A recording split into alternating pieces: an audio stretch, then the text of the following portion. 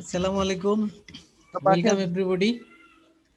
Welcome everybody to the session I am going to conduct today. So তোমরা সবাই জানো mid term চলে এসেছে, ডেট অলরেডি ডিক্লেয়ার করা হয়েছে। শিডিউল পেয়েছো না সবাই? না স্যার পাইনি স্যার শিডিউলটা। জি স্যার পেয়েছি স্যার। শিডিউল পেয়েছো তো সবাই? তুমি পাওনি কেন? শিডিউলটা কি গ্রুপে ছাড়ছো? হ্যাঁ গ্রুপে দাও। তো আমরা আমাদের বোধহয় এই সপ্তাহে তো লাস্ট ক্লাস, তাই না? জি আজকে স্যার। এবং কালকে। জি স্যার। আজকে আমরা সিলেবাস শেষ করব ইনশাআল্লাহ, আর কালকে হয়তো রিভিউ করব কার কি সমস্যা আছে সেগুলো নিয়ে আলাপ করব ইনশাআল্লাহ স্যার, ইনশাআল্লাহ। ইনশাআল্লাহ। তো আমরা লাস্ট ক্লাসে কি পড়েছিলাম?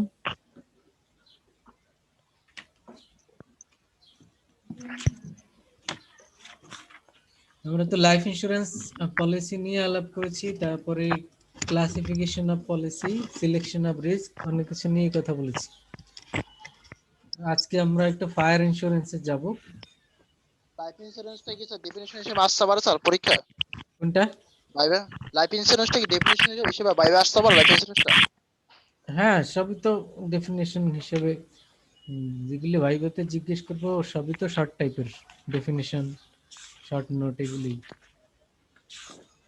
আর ব্রড কোশ্চেন টাইপের তো আর ভাইভাতে জিজ্ঞেস করবো না। তোমাকে যেগুলি ম্যাক্সিমামই তো শর্ট টাইপের গুলি জিজ্ঞেস করা হবে, পয়েন্ট জিজ্ঞেস করা হবে। আজকে আমরা ফায়ার ইন্স্যুরেন্সে যাব। দেখো বই আছে কারোর? না স্যার, স্যার বই নাই স্যার। স্যার যেগুলো পড়ান স্যার সেগুলো একটু ছবি তুলে যদি গ্রুপে স্যার দিতেন তাহলে ভালোই তো স্যার। ভাই ভিডিও দিয়ে দেন ভাই। তোমরা বই কালেক্ট করবে না আর ছবি দিয়ে দিব আমি, এটা কোনো কথা হলো ভাই? ভিডিও আছে তো ভাই। ক্লাসে ভাই তো স্যার প্রচুর হেল্প করে ভাই, আপনি ভিডিও দিয়ে দেন। ক্লাস পুরো ক্লাসই তো দেয়া আছে, তুমি যদি কোনো ক্লাস মিস করো এটা আবার দেখে নিবে, ওখানে ভিডিও দেয়া আছে। সম্পূর্ণটাই আছে ভাই, পাইবেন। স্যারের ইউটিউব চ্যানেল নাম তাসলিম হাসান। ওখানে গেলেই ক্লাস ওয়াইজ, মনে করো পিন 2 to 1 ক্লাস 1 গ্রুপেও ক্লাস আছে 2 এরকম দেয়া আছে। আপনি যে গ্রুপে অ্যাড হচ্ছেন না সেই গ্রুপে ক্লাসের ইয়েগুলো আছে। এখানেও আছে ও 1 2 সবগুলাই আছে। Okay fine. তো আজকে আমরা ফায়ার ইন্স্যুরেন্স নিয়ে কথা বলবো। ফায়ার ইন্স্যুরেন্সটা কি তোমরা জানো? ইন্স্যুরেন্সের ডেফিনিশনে আমরা কি পড়েছিলাম? It's a contract between two parties. Sir এটা কি নতুন চ্যাপ্টার স্যার? নতুন চ্যাপ্টার, বইয়ের চ্যাপ্টার নাম্বার 26। ফায়ার ইন্স্যুরেন্স বইয়ের চ্যাপ্টার নাম্বার 26। ওকে, শুনেছে সবাই? জি স্যার। ওকে,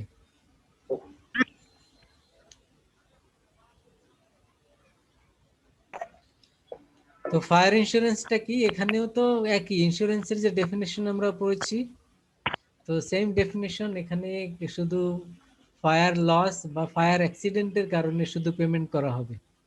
তার মানে এখানেও একটি কন্ট্যাক্ট থাকবে, contract between two parties, the insurer and the insured, whereas the insurer will compensate the insured as against the payment of premium in case of fire loss.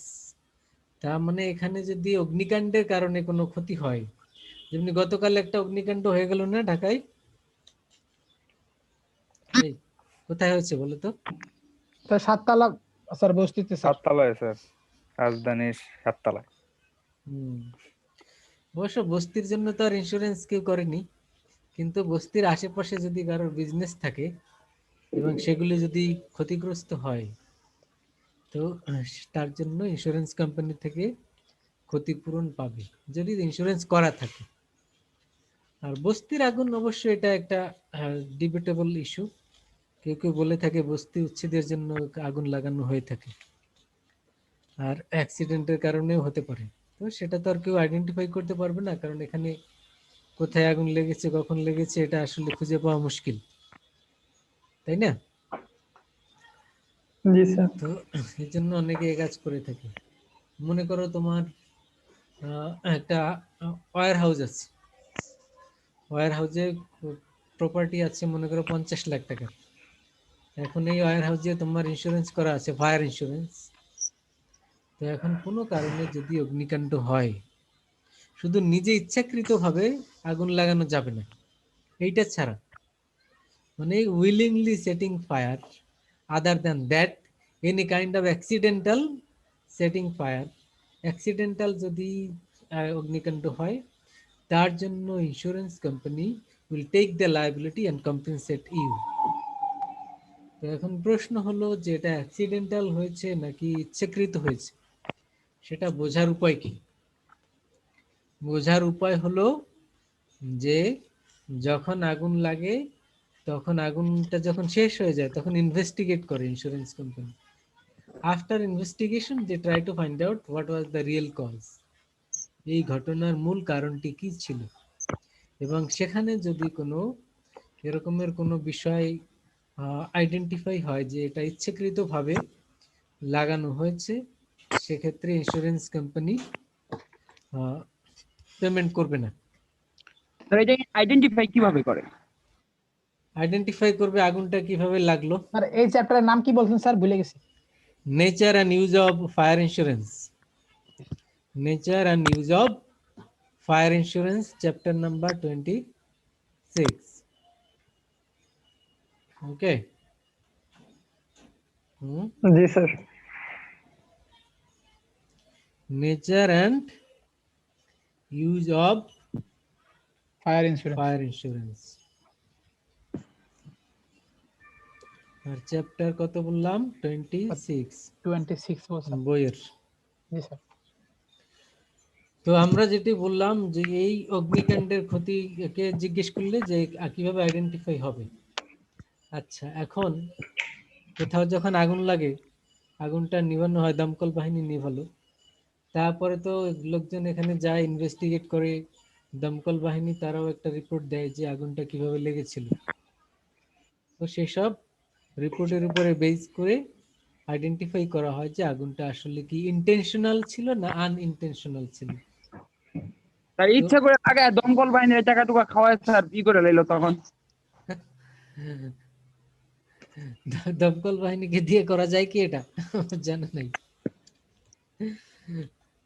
তবে দমকল, sir আমি একটা কথা বলতে চাই এখানে স্যার। হ্যাঁ, তবে আমরা তো ইন্স্যুরেন্স সম্বন্ধে যেটা জানলাম যে স্যার আমাদেরকে স্যার লাভ দিবে না, আমাদেরকে আমাদের যা ক্ষতি হয়েছে তাই দিবে। তাই নিজের জন্য স্যার কুড়াল না মেরে স্যার যেটা আছে এটা থাকা ভালো। সেটাই ইন্স্যুরেন্স কোম্পানি তো আগেই বলেছি যে এখানে তো তোমার দিবে কোনো না। লাভ নাই, বেনিফিট নাই। জি স্যার, লাভ দিলে স্যার করতাম। বেনিফিট নাই, কিন্তু একটা একটা অপশন আছে, এটা ফায়ার ইন্স্যুরেন্সের ক্ষেত্রে হয়। মনে করো তোমার ওয়্যার হাউসে বললাম না 50 লাখ টাকার গুডস আছে, এন্ড কোনো কারণে এই গুডসের দাম কমে গেল মার্কেটে, মনে করো। এখন তুমি যদি এটা পুরোটা সেল করো, হয়তো 50 লাখ আর এই 50 লাখ টাকার গুডস তুমি ম্যাক্সিমাম 20 লাখ টাকা সেল করতে পারবে, ফর এক্সাম্পল। তুমি চিন্তা করলে যে এটা তো আসলে দাম ছিল 50 লাখ, আর এখন এটা যদি ফ্রেশ আমি সেল করি পাবো 20 লাখ, তার চেয়ে আগুন লাগিয়ে দিই। আগুন লাগালে তো আমার ইন্স্যুরেন্স করা আছে 50 লাখ টাকার গুডস, তাহলে ক্ষতি হবে 50 লাখ টাকার, আর ইন্স্যুরেন্স কোম্পানি তখন দিবে 50 লাখ, আর আমি সেল করলে তো পাবো 20 লাখ। তো এরকমের কোনো কেসে এরকমের ক্ষেত্রে অনেকে এই কাজটি করে থাকে। দুই স্যার নম্বরের মরার পর স্যার বুদ্ধি এগুলো তো জবাব দিতে হবে স্যার। তা তো দুই নম্বরের অবশ্যই বুদ্ধি স্যার সবসময় any critically sir. Any kind of মানে কি বলে ডেসিভ, প্রতারণামূলক যত অ্যাক্টিভিটিস আছে, যে কোনো ধরনের প্রতারণা যে কারোর সাথে, সেটাই হারাম বা সিনফুল অ্যাক্ট, এবং তার জন্য জবাবদিহিতে আছে। এটা তুমি ফ্রেন্ডের সাথে করো, তুমি বিজনেসের সাথে করো, বিজনেস তার কাস্টমারের সাথে করুক, কাস্টমার তার বিজনেসের সাথে করুক, সো এনি কাইন্ড অফ প্রতারণা, সব কিছুর জন্য জবাবদিহি করতে হবে। আর সেই জবাবদিহিতার বিষয়টা থাকলে তো আর এই মাথায় কেউ এই চিন্তাটা করবেই না যে আমি কারোর সাথে প্রতারণা করব। আর তার আগে তো চিন্তা করবে যে আমি কোনো গ্যামলিং এর মধ্যেই যাব না, তাই না? আমি কোনো ইন্টারেস্টের মধ্যে যাব না, গ্যামলিং এর মধ্যে যাব না। জবাবদিহিতার কথা চিন্তা করলে তো সে আগেই বলবে কি, যে আমি কোনো সুদের মধ্যে যাব না, আমি কোনো জুয়া, আমি কোনো গ্যামলিং, ক্যাসিনো, এগুলির মধ্যে যাব না। কেউ যাবে কি? না sir. Only people will think about the real business or legal business, তখন মানুষ শুধু লিগ্যাল বিজনেসের কথাই ভাববে, যে লিগ্যাল বিজনেসের মাধ্যমে আমি কিভাবে নিজের ডেভেলপমেন্ট বা প্রফিট এগুলি মেক করতে পারি। স্যার বেশি প্রফিট করা যায় না তো স্যার লিগ্যাল বিজনেস করে? হ্যাঁ, তোমার সেটা কি তো কইলে? অবশ্যই, তুমি হয়ে গেল, লিগ্যাল ঠিক আছে। বিজনেসে তো একটা লিমিট থাকে, আর তুমি লিমিট ক্রস করলে সেটাই তো ইল্লিগাল হয়ে যাবে। এখন তো হোল সোসাইটি তো সবকিছু ইল্লিগাল ওয়েতে চলছে, এ কারণে এখানে ভালো থাকা তো অনেক বেশি ডিফিকাল্ট। ওটা আগেও আমরা বলেছি, যে যখন আশেপাশে সবকিছু স্যার সোসাইটি যখন স্যার যেমন স্যার অনলাইনে ক্লাস করার পরও স্যার টিউশন পুরাটা নিচ্ছে স্যার, এটাও স্যার পুরোটা নিল বহুত কই, একটা কথা স্যার। পুরোটা কই নিল, 10% কমিয়ে দিয়েছে না আমি স্যার যতদূর 2 মাসে জানি। স্যার 2 মাসে স্যার 4 মাসের টাকা নিতে স্যার, এটা 10% হয় স্যার, আপনি স্যার বলেন স্যার। স্যার ওই হিসাব করলে স্যার 10% তো স্যার আমরা নেট বিলই দেই। না, এই জন্য তো আবার ওই যে টেলিটক তোমাদের ক্লাস ফ্রি করে দিয়েছে। তোমার যদি ইয়া থাকে, বিডিএনএ ক্লাস করতে পারো ফ্রি, যদি নেট রিচার্জ করে নাও একবার। আচ্ছা স্যার, টেলিটক টেলিটক ফ্রি 4 দিয়ে মাসে দিয়েছে না? এখন আবার 2 মাসে টেলিটক কত কি স্যার? করে? করতে স্যার। তবে তোমরা যেটা বলেছো, তোমাদের কথা যুক্তি আছে, সেটা তো তোমরা অথরিটির সাথে কথা বলেছো, এবং যুক্তি আছেই স্যার। সেটা তো তোমরা অথরিটির সাথে কথা বলেছো, অথরিটিও তোমাদেরকে অ্যাপ্রুভ করেছে। 100% না করুক, কিছুটা করেছে আর কি, সো ফার আই নো। এখন 10% পার্সেন্ট হলো স্যার, মিনিমাম 30% করতো স্যার, তাহলে একটা কথা ছিল। সেটা তোমরা কথা বলেছো, তোমরা বার্গেন করে যেটা ডিসিশনে এসছে আর কি। তো যাই হোক, এখন অথরিটির সাথে তো আমাদেরও একবার বার্গেন হয়েছে বিভিন্ন কারণে। ওই যে ক্লাস বন্ধ ছিল আগে, একটা সমস্যা হয়েছিল না, তোমরা তো দেখেছো। তো এখন অথরিটি হলো একটা গ্রুপ, আর এমপ্লয়ি টিচার্স তারা আর একটা গ্রুপ। তো এখন এখানে অথরিটি যে ডিসিশন নেয়, সেটা তো আলটিমেট আমাদের মেনে নিতে হয়। কিন্তু বার্গেন করে আমরা যতটা বলতে পারি, আমাদের যৌক্তিক যে দাবিগুলি আছে, সেটা এমপ্লয়ীদের হোক, টিচারদের হোক, স্টুডেন্টদের হোক, সেটা তো বলার অধিকার সবাই রাখে। কিন্তু অযৌক্তিক দাবি যে সবাইকে ফ্রি করে দেন, তাহলে ইউনিভার্সিটি চলবে কিভাবে, এভাবেও বলা যাবে না। আবার যৌক্তিকতার মধ্য থেকেই বলতে হবে আর কি। সেটা দুই পক্ষকেই চিন্তা করতে হবে, যে এখন যেহেতু করোনা প্যান্ডেমিকের কারণে whole society, whole economy is affected, তো সে কারণে সবারই সমস্যার মধ্যে আছে সবাই। তো এটা গভর্নমেন্টও জানে, ইউজিসি জানে। এ কারণে শিক্ষা মন্ত্রণালয় বিভিন্ন জায়গা থেকেও তো বলা হচ্ছে, যাতে শুধু টিউশন ফি, এর বাকি বাইরে যাতে কোনো ফি না নেওয়া হয়। তো এটা যেমনি একটি দিক, তোমাদের জন্যই তো এগুলি বলা হচ্ছে। আবার অথরিটিকেই তো এই নির্দেশনা দেওয়া হচ্ছে, যে তোমরা অথরিটি যাতে এর বাইরে, টিউশন ফির বাইরে ফি না নেয়, এবং টিউশন ফি যাতে করে যাদের এককালীন দিতে পারছে না, তাদেরকে যাতে ইনস্টলমেন্টে দেওয়ার সুযোগ দেয়, কিস্তি করে দেয়। তো সব ইউনিভার্সিটি ওইভাবে চেষ্টা করে যাচ্ছে। তো আমাদের এখানে হয়তো, আমাদের ইউনিভার্সিটি তো ফাইন্যান্সিয়াল অতটা সলভেন্ট না, যে কোটি কোটি টাকা তাদের ফান্ডে আছে সবাইকে ফ্রি করে দিবে। তো এটাও তাদের একটা শর্টকামিংস, তাদের একটা লিমিটেশন। আবার এখানে যারা পড়ে তারাও আবার সবাই কোটিপতির ছেলে না, যে সবাই টিউশন ফি ফুল দিতে পারবে। তো এই জন্য দুই পক্ষেরই কিছু লিমিটেশন, দুই পক্ষেরই কিছু ইয়া আছে আর কি। স্যার আমরা মধ্যবিত্ত ভার্সিটি হয়ে গেছি। হ্যাঁ, সেইটা আর কি। তো এটাই বললাম, যে এটা দুই পক্ষেরই বিবেচনা করতে হবে, যে কে কতটা ছাড় দিতে পারে আর কি, যাতে সবাই আমরা আর একটু বেশি থাকতে উচিত। স্যার আমরা 45% দাবি করছি স্যার, আমরা তো ভাবছি 30% আমরা দেবো স্যার, এটাও দেবো না। আচ্ছা, এখন যদি স্যার আমরা 30% দিতাম, আমাদের কাছে তো 5% দিতে হয়, 45% এটা 10% দিচ্ছে, এটা আমাকে ভাগ্য স্যার। 10% আগেও ছিল। আগে বলতে ওই তোমার মানে করোনার পরে যে সেমিস্টার, ওইটা সামার। জি স্যার। স্যার কষ্ট লাগে স্যার একটা দিক দিয়ে স্যার, 4 মাসের সেমিস্টার 2 মাসের সেমিস্টার শেষ করে স্যার। না, সেটা তো তোমার মানে সিলেবাস শেষ করা হয়েছে, আর এই ফল সেমিস্টারে তো আর সময় মানে কম দেওয়া হয়নি। স্যার আমার বাসায় স্যার বলতেছে স্যার 2 মাসে কেন 4 মাসে সেমিস্টার শেষ করে স্যার, এটার কৈফিয়ত কে দেবো স্যার? ভিডিওতে ঠিকই দেখায়, ঠিকই এখন সামনে ক্লাস করি স্যার, কিন্তু এখন তো বুঝাইতে পারি না স্যার, 4 মাসে সেমিস্টার কেন 2 মাসে সেমিস্টার শেষ করে স্যার। স্যার স্যার, যেহেতু স্যার ভার্সিটি স্যার একটা বেসরকারি প্রতিষ্ঠান এবং এটা একটা বিজনেস, আমরা তো বিজনেসে বলি, অবশ্যই তাদের কথা চিন্তা করতে হবে, তারা বিজনেস করে। আমরা এটা মেনে নিচ্ছি যে 40% 10% দিচ্ছে, তাও দোকানে মেনে নিলাম। স্যার ডেভেলপমেন্ট ফি যে নিচ্ছে স্যার এই যে প্রতি সেমিস্টারে এখন স্যার, এটা তো স্যার সম্পূর্ণভাবে স্যার মানে এটা দেয়নি স্যার, দেয়নি। স্যার ডেভেলপমেন্ট এটা ফি নেওয়াটাই সবচেয়ে বড় বোকামি করছে স্যার।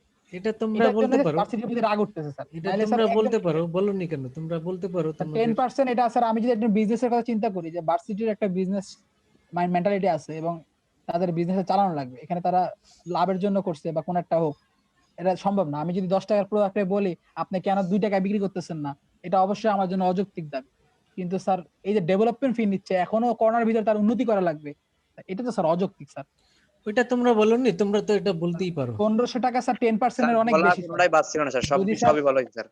যদি স্যার 1500 টাকা স্যার আমি 4 মাসে ধরি, স্যার 1500 টাকা 10% অনেক বেশি স্যার। যে ফায়ার ইন্স্যুরেন্সের ক্ষেত্রে যখন একটা অঘটন ঘটে, তখন এটা কি কারণে ঘটলো সেই কারণটা আইডেন্টিফাই করবে ইন্স্যুরেন্স কোম্পানি। আর ইন্স্যুরেন্স কোম্পানি যখন কারণ আইডেন্টিফাই করবে, তখন এটা যদি ভ্যালিড হয়, ভ্যালিড হলেই তখন সে তোমাকে পেমেন্ট করবে।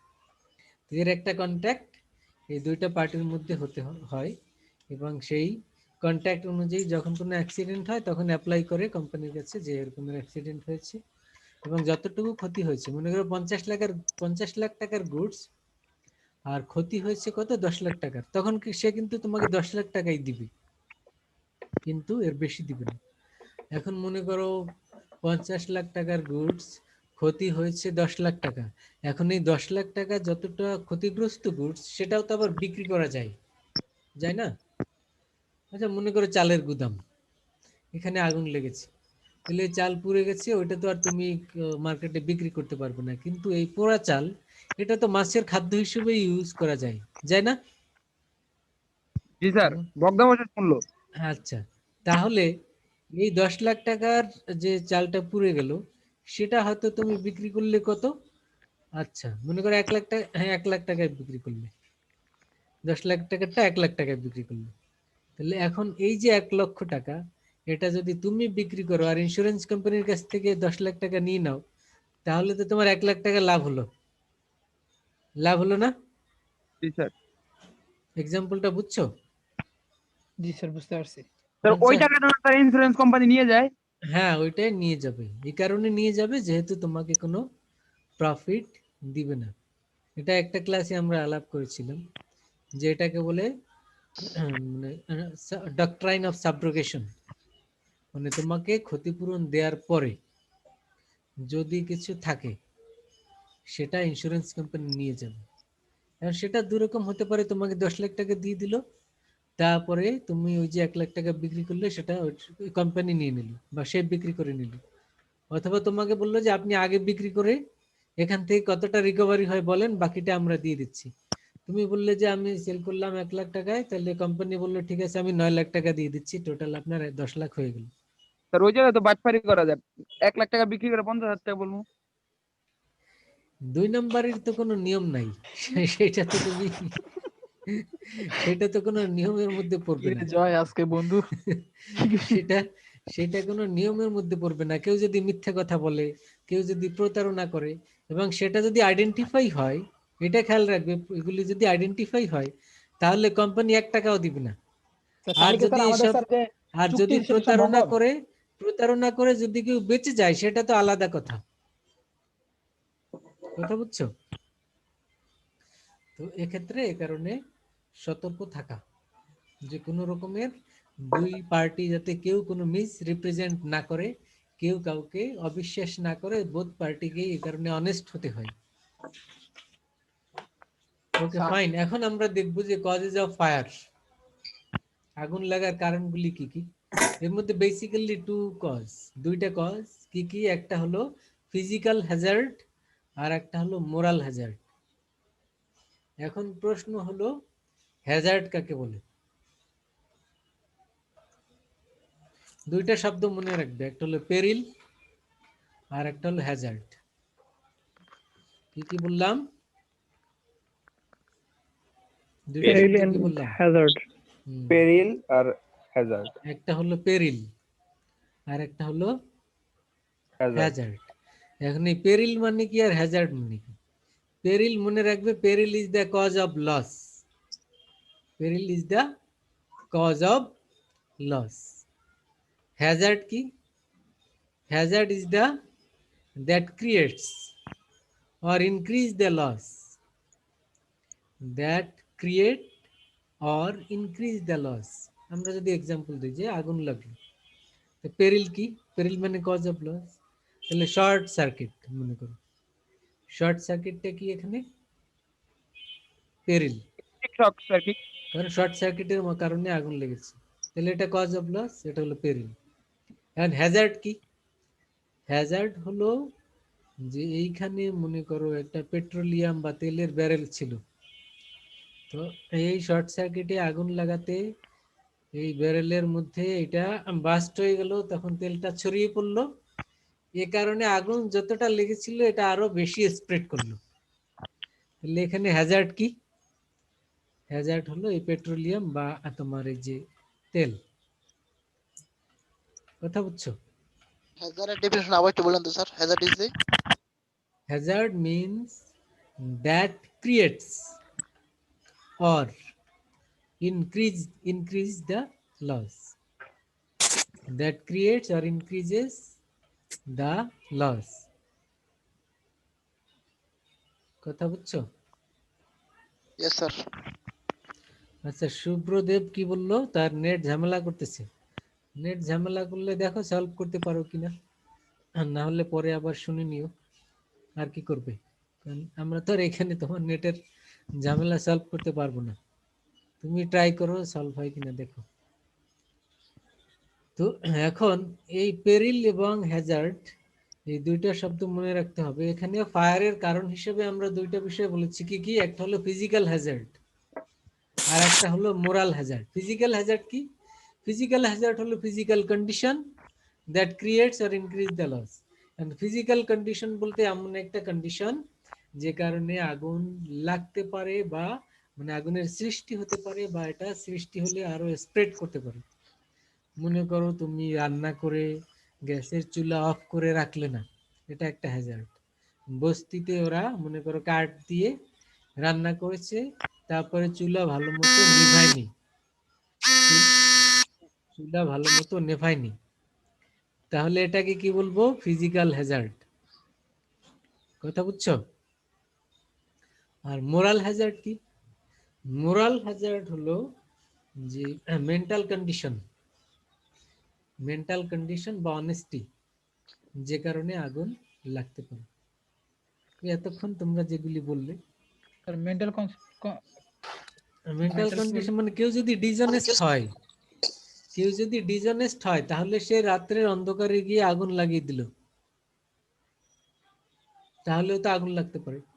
জি স্যার। তাহলে এখানে এই ক্ষেত্রে ইন্স্যুরেন্স টাকা দিবে? এক্ষেত্রে তো সেটা অন্য বিষয়, ওটা ইনভেস্টিগেট করবে, কিন্তু আগুন লাগার কারণ আলাপ করছি আমরা, কি কি কারণে লাগতে পারে। মানে মোরাল হ্যাজার্ডের কারণেও আগুন লাগতে পারে, ফিজিক্যাল হ্যাজার্ডের কারণেও আগুন লাগতে পারে। কিন্তু মোরাল হ্যাজার্ডের কারণে যদি আগুন লাগে, মানে এই যে ডিসঅনেস্টির কারণে, সেটা যদি আইডেন্টিফাই করা যায় তাহলে ইন্স্যুরেন্স কোম্পানি টাকা দেবে না। আর যদি আইডেন্টিফাই করা না যায় তাহলে তো আননোন কারণে আগুন লেগেছে, তখন সে টাকা দিবে। কথা বুঝছো? কথা বুঝ নাই? জি। তার মানে উইলিংলি কেউ যদি আগুন লাগায় সেটা হবে মোরাল হ্যাজার্ড, আর যদি কোনো ফিজিক্যাল কন্ডিশন এর কারণে আগুন লাগে সেটা হবে কি? স্যার এবার একটা কথা sir, physical sir Hazard. Sir moral যে স্যার মোরাল হ্যাজার্ডের কারণে যে আমার কাছে টাকাটা দিল না, তখন তো স্যার আমি সম্পূর্ণভাবে ক্ষতিগ্রস্ত হইলাম। যে আমার আগুনটা লাগাইলো স্যার, মনে করেন স্যার যে প্রতিবন্ধী আমাকে লাগাইলো স্যার আগুনটা, তখন স্যার এমন অবস্থায় স্যার আমার করণীয় কি স্যার? তোমার করণীয় তো, তুমি তখন যদি জানোই অমুক ব্যক্তি আগুন লাগিয়েছে, করণীয় তো তার বিরুদ্ধে মামলা করবে, আর কি করবে? এবার স্যার আমি মামলা করলাম স্যার, আমি কি স্যার এবার টাকাটা পাবো?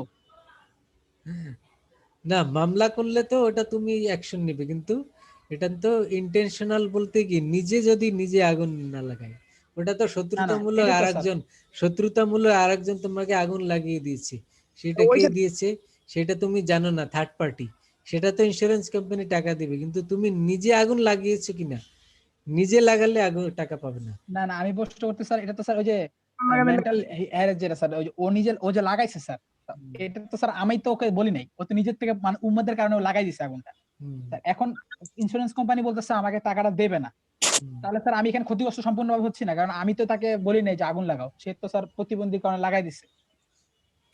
উন্মাদ আগুন লাগাবে? উন্মাদ আগুন লাগানো বুঝে? আরো আগুন কই পাবে? পাগল ঘুরে না রাস্তায়, ওরা আগুন লাগায় কোথাও? এটাই তো স্যার বললেন না, মেন্টাল হেলথ। স্যার ওরা একটু না সিগারেট না, সেইটা না। স্যার মোরাল হ্যাজার্ড বলতে তুমি তাইলে ওইটা রং বুঝছো। মোরাল হ্যাজার্ড বলতে পাগল না, এটা হলো ডিসঅনেস্টি। ডিসঅনেস্টি মানে মনের মধ্যে যদি শয়তানি থাকে, এই কারণে যদি কেউ আগুন লাগায়, সেটা হলো মোরাল হ্যাজার্ড। কথা বুঝছো? এবার আরেকটা প্রশ্ন স্যার, ইন্স্যুরেন্স কোম্পানি যে স্যার আমাদের সাথে বিশ্বাসঘাতকতা করে, ইন্স্যুরেন্স কোম্পানি বিশ্বাসঘাতকতা করবে না, এটা তো আমি তুমি কি আগেই উদাহরণ দিব স্যার? প্রিন্সিপালের মধ্যে পড়ে আসলে যে দুই পার্টিকে বিশ্বাস করতে হবে। এখন না, তুমি যদি আমাকে জিজ্ঞেস করো যে স্যার আমি মেয়ে তো ভালো মতো দেখে বিয়ে করলাম, এই ভালো মেয়ে, কিন্তু বিয়ের পরে জানি যে এই মেয়ের আগে 3টা রিলেশন ছিল, এখন কি হবে? আরে তোমার তো এটা বিয়ে করার আগে জেনে শুনে তোমার বিয়ে করতে হবে। এখন এখন দুই পার্টি ট্রাস্ট না করলে বিয়ে হবে? তুমি যদি মেয়েকে ট্রাস্ট না করো, মেয়ে পক্ষকে, তাহলে বিয়ে হবে? না স্যার ওইটা স্যার আলাদা বিষয় স্যার, না, এটা তো স্যার আলাদা কোনো, বিজনেসের মধ্যে এখানেও তো জিনিসটা একই বিষয়। টাকা পয়সার বিষয়। কোম্পানিকে, এখানেও একই বিষয়, ট্রাস্টের বিষয়। কোম্পানিকে তোমার ট্রাস্ট করতে হবে, আর কোম্পানিও তোমাকে ট্রাস্ট করবে যে তুমি কোনো 2 নাম্বারই করবে না। আর তোমাকেও ট্রাস্ট করতে হবে কোম্পানিকে, যে কোম্পানি আমার সাথে প্রতারণা করবে না। এই দুইটা পার্টি যখন একে অপরকে বিশ্বাস করবে, তখনই তো কন্ট্যাক্টে আসবে। আর না স্যার বিশ্বাস বিশ্বাস যদি না করছি করে, স্যার, তাহলে তো কিন্তু আর স্যার কেউ পরবর্তীতে পলিসি সে কিনতে আমি চাইবে আমার না। সাথে স্যার বিট্রে করছে, তখন স্যার আমি তার সাথে কেস করতে পারবো না? হ্যাঁ, সেটা করতে পারবে, সেটা মামলা করতে পারবে যে আমার সাথে বিট্রয় করা হয়েছে, সেটা প্রতারণা মামলা করতে পারবে। কারণ এখানে স্যার বিট্রে করার স্যার তার অনেক স্কোপ আছে, যেমন স্যার মনে করেন সেই স্যার একটা পাগল, মানে স্যার আমার সত্য তৈরি করে সে আগুন লাগাই দিয়ে কইলো তুমি যাইছে তাই করো, মানে ও তো, আমি তো 1 কোটি টাকার ইয়ে করছি, পলিসি হুম, নিছি, আমি এখন ওই লোকের 1 কোটি টাকা কেমনি নিব ওর থেকে? ওরা হুম, মামলা করে 1 কোটি টাকা পাবো না, হুম। Insurance gainer. ইন্স্যুরেন্স কোম্পানি যদি এরকমের করেই, সেটা তো তুমি ঠেকানোর উপায় নাই। জি স্যার আমি সেটাই বললাম সেটা তো তুমি প্রতারণা মামলা করতে পারবে। আর স্যার, একটা এখন কোম্পানির কোটির বিরুদ্ধে, সামনে তার অনেস্টি থাকে কিনা সেটা তো স্যার বড় একটা বিষয়। তবে আর একটা বিষয় হলো, একটা কোম্পানির বিরুদ্ধে মামলা করে কিন্তু একজন ব্যক্তি কখনো পারে না। জি স্যার সেটাই। একটা কোম্পানির সাথে মামলা করে ব্যক্তি কখনো পারে না, কারণ কোম্পানির তো ইয়া বেশি, হ্যাঁ ওয়েলথ হ্যাঁ হ্যাঁ। বেশি, টাকা পয়সা বেশি, রিলেশন, হ্যান্ডস, অনেক কিছু আছে তার, লিগ্যাল অ্যাডভাইজার, আইন, অনেক কিছু তার ইয়া আছে, হাতে আছে। আর একজন ব্যক্তি এই 10 লাখ টাকা আদায় করার জন্য তো আর সে 5 লাখ টাকা খরচ করবে না মামলা করতে গিয়ে। তো এটাতে তোমার আগে খরচ করতে হবে, তারপর তুমি টাকা পাবে কিনা সেটাও অনিশ্চিত। আর কোম্পানি তো তার টিকে থাকার জন্য সে 10 লাখ টাকা ঠেকানোর জন্য সে দরকার হয় 20 লাখ টাকা মামলায় খরচ করবে, সেটা সে করতেই পারে। এই জি জন্য স্যার মামলার দিকে গেলে তো আর কোম্পানির সাথে এটা কখনো পারা যায় না। পারা যাবে না। কিন্তু এখানে মূল বিষয়টা হলো দুইটা পার্টিকে বিশ্বাস করতে হবে। এখন মানুষ ব্যাংকে টাকা রাখে না, এখন তুমি যদি বলো যে ব্যাংক যদি আমার টাকা মেরে দেয়, তাহলে এটার আনসার কি? ওই এটার ক্ষেত্রে তো আনসার, সরকার আছে স্যার। এটা আনসার হলো যে ব্যাংক মেরে দিলে, মেরে তো দিতেই পারে, সেক্ষেত্রে তুমি তো আগে ট্রাস্ট করো বলেই তো ব্যাংকে তুমি যাচ্ছ। আর যদি মেরে দেয়, তখন তুমি কি করতে পারবে? তোমার একজন ব্যক্তির জন্য তো আর সরকার কোনো অ্যাকশন নেবে না, তুমি হয়তো মামলা করতে পারবে। সরকার অ্যাকশন নেয় ব্যাংক যখন হোল হোল যারা ক্লায়েন্ট আছে তাদেরকে টাকা না দেয়, তখন গভর্নমেন্ট অ্যাকশন নেবে। কিন্তু একজন ব্যক্তিকে কম দিয়েছে বা একজনের টাকা মেরে দিয়েছে, তখন তো তুমি মামলা করতে পারো, তখন গভর্নমেন্ট অ্যাকশন নেবে। কিন্তু মামলা না করলে এটা কে খোঁজ খবর নেবে? You got the point. জি স্যার মূল got the কনসেপ্টটা point. হলো, মূল প্রিন্সিপালটা হলো যে এখানে both party should trust each other. আচ্ছা একে অপরকে বিশ্বাস করতে হবে। একে অপরে যদি বিশ্বাস না করে, তাহলে শুধু ইন্স্যুরেন্স কেন, এটা ব্যাংকিং হবে না, বিয়ে শাদী হবে না, বিজনেস হবে না, কোনো কিছুই তো হবে না। এটা হলো মূল কথা। তো ফিজিক্যাল হ্যাজার্ড এবং মোরাল হ্যাজার্ড দুইটা কারণে আগুন লাগতে পারে, আমরা এটা জানলাম। এরপরে দেখবো হাউ টু প্রিভেন্ট। তো এই অগ্নিকাণ্ডের বিষয়গুলিকে প্রিভেন্ট করার জন্য আমাদের করণীয় কি। তো এক্ষেত্রে আমাদের দুইটা বিষয়, একটা হলো কিউরেটিভ অ্যাকশন আর একটা হলো প্রিভেন্টিভ। প্রিভেন্টিভ অ্যান্ড কিউরেটিভ মানে কি? প্রিভেনশন হলো যাতে করে আমরা প্রিভেন্ট করতে পারি আগুন যাতে না লাগে। আর কিউরেটিভ হলো আগুন লেগে গেছে, এখন আমরা কি করব? দুই রকমের অ্যাকশনই রয়েছে এখানে। Suppose there is a fire, আগুন লেগে গেছে, এখন তুমি কি করবে? তুমি পানি দিয়ে নিভানোর চেষ্টা করবে, তুমি দমকল বাহিনীকে খবর দিবে। কিন্তু তুমি যদি চুপচাপ বসে থাকো যে আচ্ছা আমি না দেখার ভান করলাম, কারণ আমার তো ইন্স্যুরেন্স করা আছে, এদিকে পুড়ে যায় যাক, এরকমের যদি কোনো ঘটনা ঘটে, তাহলে ইন্স্যুরেন্স কোম্পানি পরবর্তীতে যখন জানবে যে you did not take any measure to মানে এই আগুনটা নেভানোর জন্য, এক্সটিংগুইশ দ্য ফায়ার, তখন ইন্স্যুরেন্স কোম্পানি ডিনাই করবে যে আপনি কেন কোনো মেজার হাতে নেননি আগুনটা নেভানোর জন্য, আপনি কেন ফায়ার সার্ভিসকে খবর দেননি। তখন তুমি যদি বলো যে না আমার তো খবর দেওয়ার কথা ছিল না, আপনার সাথে তো কন্ট্যাক্ট, আমার যে অগ্নিকাণ্ড হলে আপনি ক্ষতিপূরণ দিবেন, কিন্তু এইটা তুমি করতে পারবে না, তোমার এই চেষ্টাটা থাকতে হবে। তো এটা হলো কিউরেটিভ অ্যাকশন। আর প্রিভেন্টিভ অ্যাকশন কি? আগুন যাতে না লাগে এজন্য তোমার যথাযথ ব্যবস্থা আছে কিনা। যথাযথ ব্যবস্থা মানে কি? তোমার মনে করো এটা যদি বিজনেস হয়, তাহলে ফায়ার এক্সটিংগুইশিং সিলিন্ডার বিভিন্ন জায়গাতে রাখতে হবে, যে আগুন লাগলে নিভানোর জন্য তোমার সিলিন্ডার থাকতে হবে। তারপরে এটা বড় বিজনেস হলে তোমার বিল্ডিং এর স্ট্রাকচারটা ওরকম হতে হবে যে ফায়ার এক্সিট, আলাদা একটা এমার্জেন্সি এক্সিট আছে, সিঁড়ি দিয়ে বের হওয়া যায়। অথবা তোমার পানির লাইন থাকতে হবে, যে ওয়াটার স্প্রিঙ্কল করার জন্য, স্প্রে করার জন্য তোমার আলাদাভাবে ব্যবস্থা থাকতে হবে। এই যাবতীয় ব্যবস্থা তোমার আছে কিনা, এটা যদি থাকে, দেন যদি আগুন লাগে তারপরেও তুমি আবার চেষ্টা করেছো আগুন নেভানোর জন্য, সব কন্ডিশন ফুলফিল করেছো, তারপরে কোম্পানি তোমাকে টাকা দিবে। কিন্তু তুমি এগুলি কোনো চেষ্টা করনি, তোমার বিল্ডিং কোড অনুযায়ী বিল্ডিং করা নাই, তোমার এখানে ফায়ার এক্সটিংগুইশিং সিলিন্ডার নাই, তোমার ফায়ার এক্সিট নাই, তোমার কিছুই নাই, আগুন লেগেছে পুড়ে গেছে, তাহলে কিন্তু ইন্স্যুরেন্স কোম্পানি তোমাকে পেমেন্ট করবে না। You got the point? বুঝছো সবাই? জি স্যার, বুঝতে পারছি। তাহলে দুই রকমের জি স্যার। এফোর্টই থাকতে হবে। দুই রকমের এফোর্ট কি বললাম? কিউরেটিভ এফোর্ট আর একটা হলো প্রিভেন্টিভ এফোর্ট। আগুন লেগেছে, এখন এটা নেভানোর জন্য তোমার চেষ্টা থাকা, এটা হলো কিউরেটিভ অ্যাকশন। আর প্রিভেন্টিভ অ্যাকশন কি? আগুন যাতে না লাগে তুমি আগে থেকে ব্যবস্থা নিচ্ছ, এটা হলো প্রিভেন্টিভ অ্যাকশন। যেমনি এখন করোনাকালীন মানুষ কি করে, যে ভ্যাকসিনের জন্য চেষ্টা করতেছে ওয়ার্ল্ড ওয়াইড, তো ভ্যাকসিনটা হবে কি? প্রিভেন্টিভ। প্রিভেন্টিভ। আর কিউরেটিভ, কিউরেটিভ মানে যার করোনা পজিটিভ, সে হসপিটালে যাচ্ছে, সে ভেন্টিলেশন নিচ্ছে, সে অক্সিজেন নিচ্ছে, তো এই যে লাইফ সাপোর্টে থাকছে, এগুলি হলো কিউরেটিভ। কেউ যদি মনে করে যে আমার তো হেলথ ইন্স্যুরেন্স করা আছে, আমি বাসায় বসে থাকি, আমি ট্রিটমেন্ট নিব না, মারা গেলে তো টাকা পাবো, এটা হলে চলবে না। ইন্স্যুরেন্স কোম্পানি যদি জানে যে তুমি কোনো ট্রিটমেন্ট নাওনি, তাহলে কিন্তু কোনো পেমেন্ট পাবে না, যদিও তোমার হেলথ ইন্স্যুরেন্স করা আছে, লাইফ ইন্স্যুরেন্স করা আছে। কথা বুঝছো? জি স্যার। আচ্ছা, এখন আমরা দেখবো যে এই ফায়ার ইন্স্যুরেন্সের কথা যে বললাম, এই ফায়ার বলতে আসলে আমরা কি মিন করছি এখানে।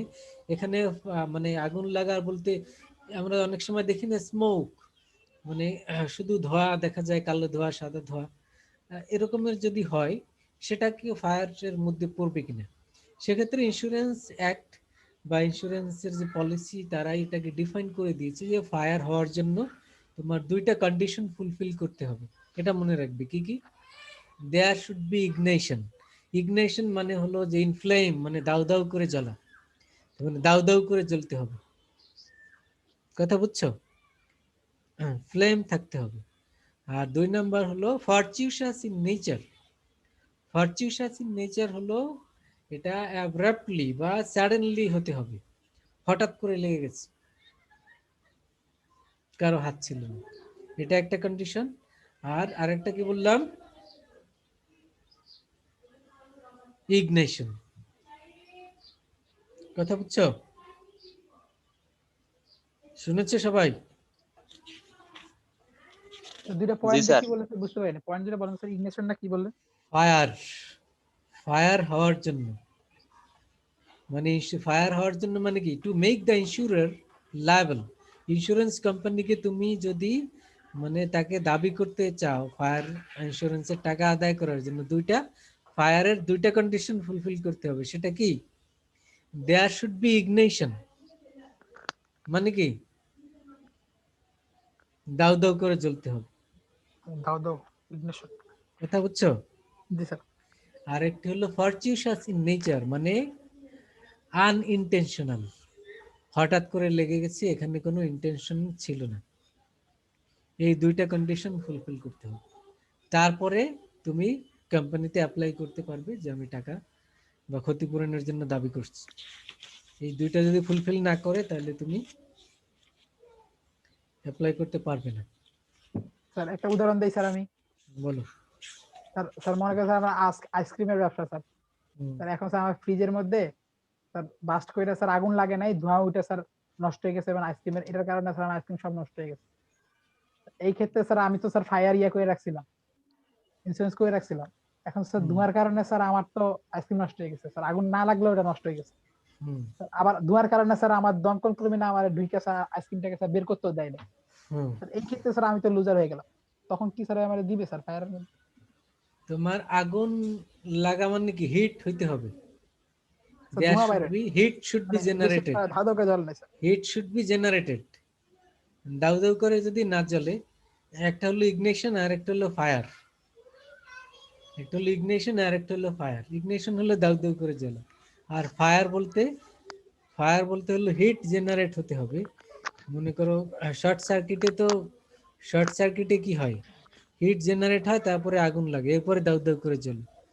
তো এখন হিট জেনারেট হয়ে যদি কোনো সমস্যা হয়, মনে করো ওই যে তুমি যেটা এক্সাম্পল দিয়েছো, এই ফ্রিজ, ফ্রিজ তো বার্স্ট হইতে পারে না, আগুন লাগতে পারে, শর্ট সার্কিটে হোক বা যেভাবেই হোক। তো বার্স্ট হওয়াতে তোমার এই জিনিসপত্র নষ্ট হয়ে গেছে।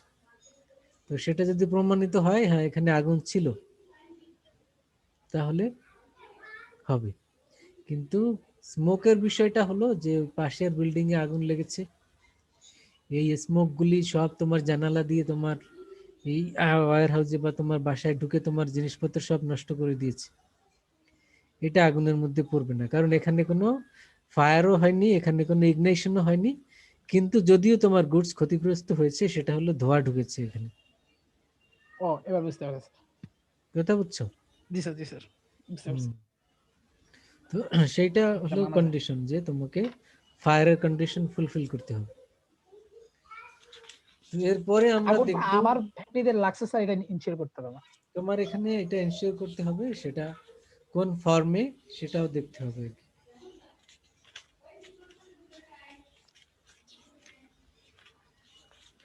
ফায়ার পলিসি আবার বিভিন্ন রকমের হয়ে থাকে। তো সেক্ষেত্রে আমরা দেখব যে ফায়ারের ক্লেম কিভাবে বের করে। আমরা বললাম না যে ফায়ারের একটা এক্সাম্পল ৫ লাখ টাকার প্রপার্টির ভ্যালু কত বলেছিলাম?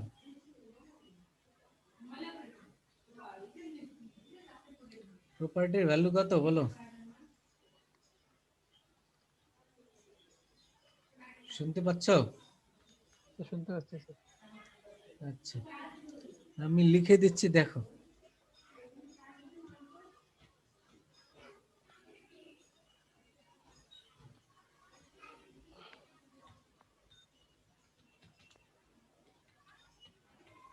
Value of property 10 lakh.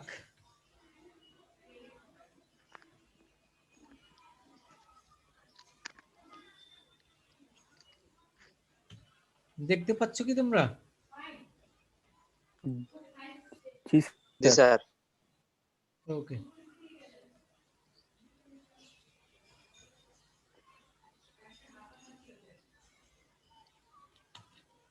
তাহলে ভ্যালু অফ প্রপার্টি 10 লাখ। এরপরে তুমি ইনশিওর্ড অ্যামাউন্ট। ইনশিওর্ড অ্যামাউন্ট বলতে তুমি ইন্স্যুরেন্স করেছো কত টাকার? আমরা ধরলাম 10 লাখ টাকার ইন্স্যুরেন্স তুমি করোনি, কারণ কি? বেশি করলে তো তোমার প্রিমিয়াম বেশি হয়। তুমি চিন্তা করলে 10 লাখ টাকার তো আমার প্রপার্টি আছে, তো আমি 8 লাখ টাকার ইন্স্যুরেন্স করব। আচ্ছা, করলাম 8 লাখ।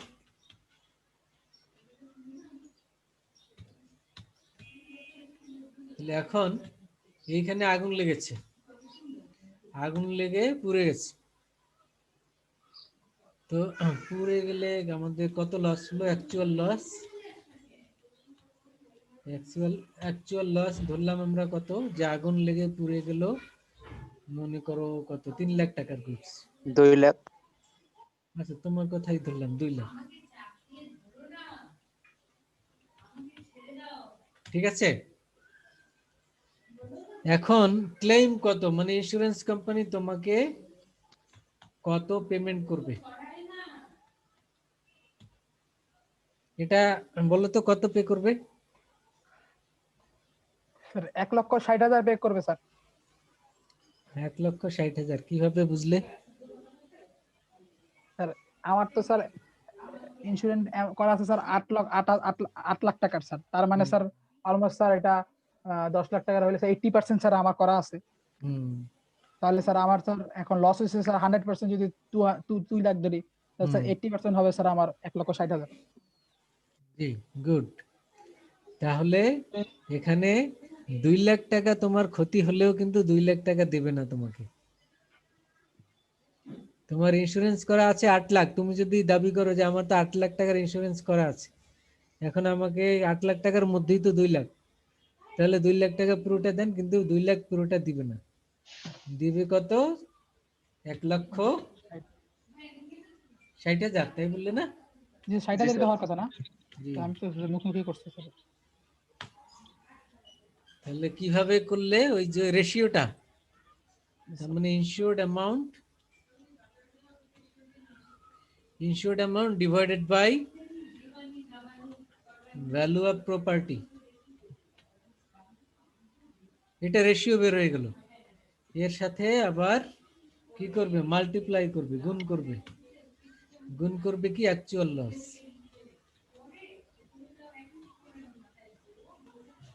এইটা হলো ক্লেম বের করার ফর্মুলা।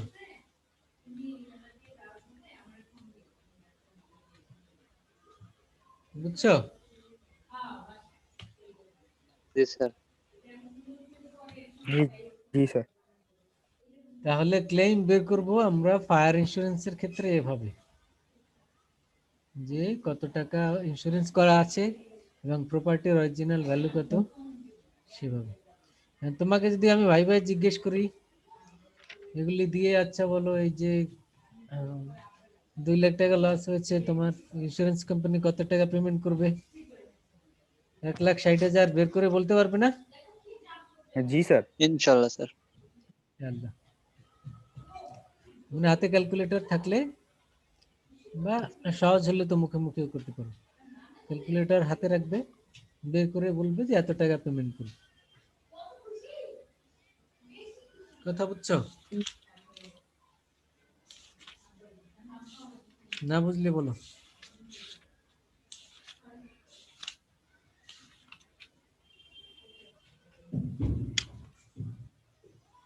তাহলে ফায়ার ইন্স্যুরেন্সের ক্ষেত্রে কিভাবে ক্লেম অ্যামাউন্ট বের করা হয়। এখন প্রশ্ন থাকলে বলো, না বুঝলে বলো।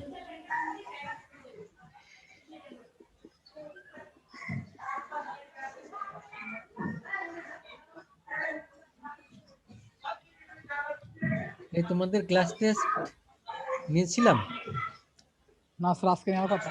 আজকে নেওয়ার কথা ছিল না? হ্যাঁ,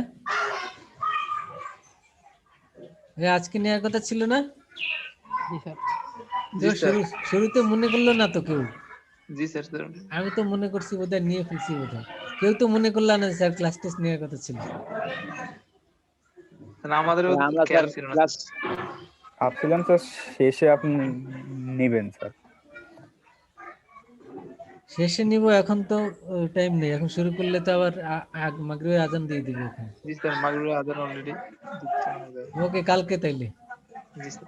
কালকে জি স্যার, শুরুতে আমরা ক্লাস কালকে টেস্ট স্যার নিব। কালকে এরপরে স্যার শুরুতেই মনে করবে, রিভিউ ক্লাস। শুরুতেই ক্লাস টেস্ট নিব, এরপরে নতুন কিছু পড়বো না, যা যা পড়া হয়েছে সমস্যা থাকলে রিভিউ, পরীক্ষার জন্য প্রিপারেশন। জি ওকে স্যার।